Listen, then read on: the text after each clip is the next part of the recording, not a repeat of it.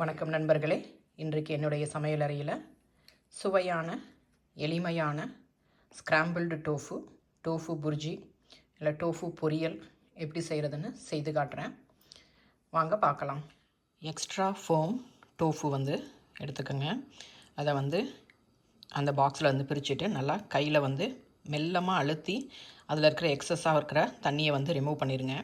பண்ணிவிட்டு திரும்ப மைக்ரோவேவில் ஒரு 1 மினிட் வச்சோம்னா திரும்ப கொஞ்சம் தண்ணி வெளியில் வரும்.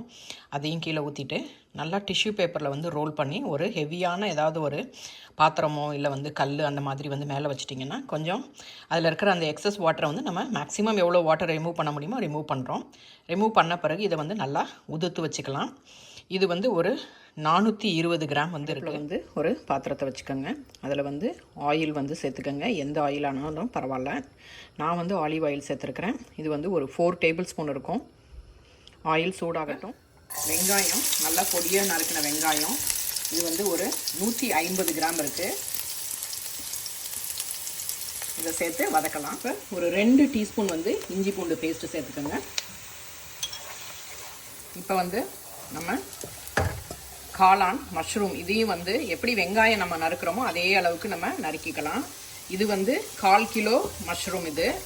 இதையும் சேர்த்து நம்ம நல்லா கிளறிக்கலாம். உங்களுக்கு தக்காளி வேணும் அப்படின்னா தக்காளியில் உள்ளே இருக்கிற அந்த சாறு சதை அதெல்லாம் எடுத்துட்டு மேலே இருக்கிறத மட்டுமே இதே மாதிரி நறுக்கி கூட நம்ம சேர்த்துக்கலாம். இப்போ கலர் கேப்சிகம் உங்களுக்கு என்னென்ன கலரில் இருக்கோ அதுவும் அதே மாதிரி சைஸில் கட் பண்ணிக்கோங்க.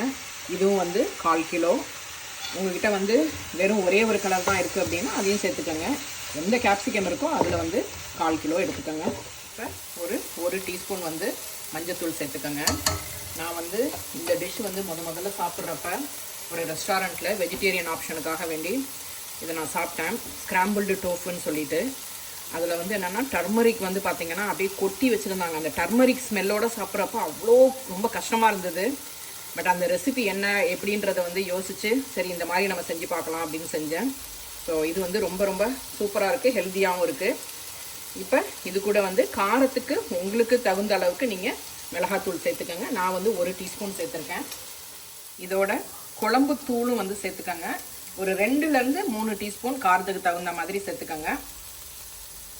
உப்பு தேவையான அளவுக்கு சேர்த்துக்கோங்க. நான் இப்போதைக்கு 1 டீஸ்பூன் சேர்க்குறேன். வேணும்னா திரும்ப சேர்த்துக்கலாம். இப்போ டோஃபு சேர்த்துக்கலாம்.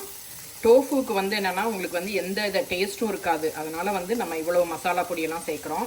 அப்போ தான் நமக்கு சாப்பிட்றதுக்கு நல்லா சுவையாக இருக்கும். உடம்புக்கு ரொம்ப ரொம்ப ஹெல்த்தியான டிஷ்ஷு. நம்ம எந்த கார்பும் இல்லாமல் சாப்பிட்ற மாதிரி. ப்ரோட்டீன் அப்படிங்கிறாங்க, வெஜிடபிள் வேணும் அப்படிங்கிறாங்க. அதனால் ரைஸ் இல்லாமல் நம்ம இந்த மாதிரி செஞ்சு சாப்பிட்லாம். இப்போ திரும்பவும் சுவைக்காக வேண்டி இந்த மேகி வெஜ்ஜி பார் இது இருக்குது. இது நம்ம க்ரஷ் பண்ணி சேர்த்துக்கலாம். இது உங்களுக்கு தேவைன்னா சேர்த்துக்கோங்க. இல்லை இது அன்ஹெல்தின்னு நினச்சிங்கன்னா நீங்கள் சேர்த்துக்க வேணாம். அடுப்பை நம்ம நிறுத்திடலாம். இதில் காய் அப்புறம் அந்த டோஃபு இதெல்லாம் நீங்கள் எவ்வளோ நேரம் ஃப்ரை பண்ணணுங்கிறது உங்களோட டேஸ்ட்டுக்கு தகுந்த மாதிரி. க்ரன்ச்சியாக வேணும் அப்படின்னீங்கன்னா நீங்கள் அதுக்கு தகுந்த மாதிரி ஃப்ரை பண்ணிக்கோங்க. இப்போ நமக்கு ஸ்க்ராம்பிள்டு டோஃபு புர்ஜி தயாராகிருச்சு. மிக மிக சுவையான ஆரோக்கியமான டோஃபு புர்ஜி ஸ்க்ராம்பிள்டு டோஃபு தயாராகிருச்சு. உங்களுக்கு இந்த ரெசிபி பிடிச்சிருந்ததுன்னா லைக் பண்ணுங்கள், ஷேர் பண்ணுங்கள், சப்ஸ்கிரைப் பண்ணுங்கள். தேங்க்யூ. இதை நீங்கள் வெறுமனே இப்படியே சாப்பிடலாம். இல்லைனா சப்பாத்தி ரோல் வச்சு அந்த மாதிரி சப்பாத்தியில் ரோல் பண்ணியும் நீங்கள் சாப்பிட்லாம்.